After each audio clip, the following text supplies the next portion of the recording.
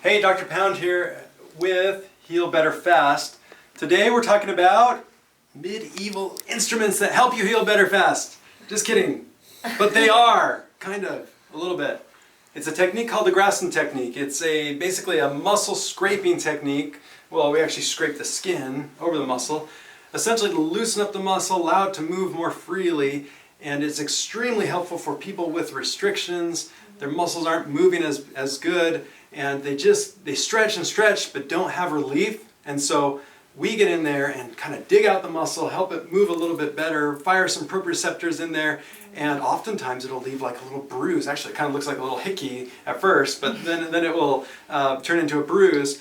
And but people feel great after it, and it's really good for someone with maybe plantar fasciitis, shin splints, tennis elbow, carpal tunnel syndrome, whiplash, a lot of these repetitive stress injuries. There's a lot of inflammation on the muscles and tendons, and people don't get relief just with anything else. This is a great technique to try. Now it is a little time consuming, although the technique itself is really quick. We're going to demonstrate on Elizabeth shoulder the Graston technique.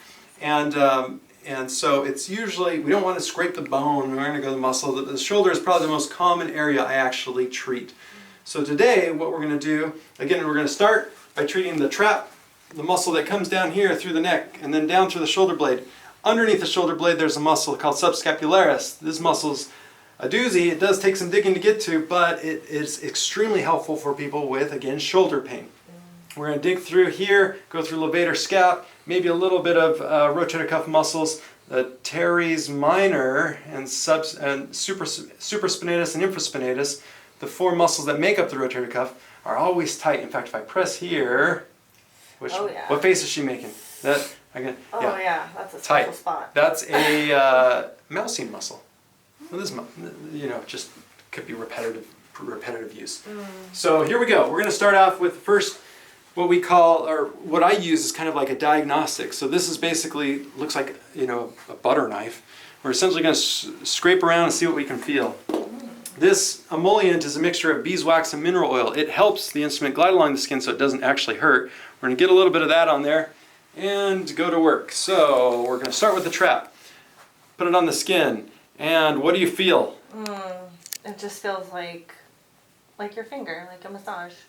Oh, it's rougher than a massage. Come on, what kind of massage? It's really tight, I guess, and I can't feel it. What I feel is kind of like a gritty feeling. Really? And so, yeah, you can hear it, actually. I can hear that, and I feel it. So this is a little smoother. Yeah, she's probably had massage before. But here, there's some scar tissue buildup right in the front of the trap. Oh, yeah. And she's going to start, moving a little bit away. She's really feeling it. And you can see, where it's actually turning red more. And she's actually moving away as we're working on the supraspinatus, that little rotator cuff muscle that goes up and over and through. Tension through there. Infraspinatus, we're going to come down here.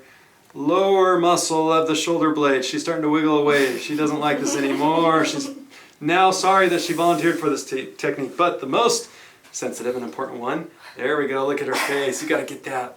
Teres minor. She is not acting. This is really how bad it feels. But it feels so good after, I promise. Oh yeah, it's a special spot. All right. Next we want to come through here. We're getting the rhomboid. This one's not as bad. No, that feels amazing. All right. That's only the first one. Nice. There's two others I usually use around the shoulder. This one is, it looks like a tongue depressor. Essentially what we do is to get in deeper, and I'm not going to torture you too much. I will torture you a little bit though. Okay. But you volunteered for this. You can get in deeper with this one and really get into those areas that are tight, trying to loosen up the shoulder muscle. It's also good for, again, underneath the shoulder blade, you can get through the rhomboids. Oh, I feel that. You don't even know that's there, huh? And then the third one that I usually use in the shoulder, the handlebars. Handlebars are good for getting into the trapezius muscles. You can exert a tremendous amount of force. On someone this small, we won't do that.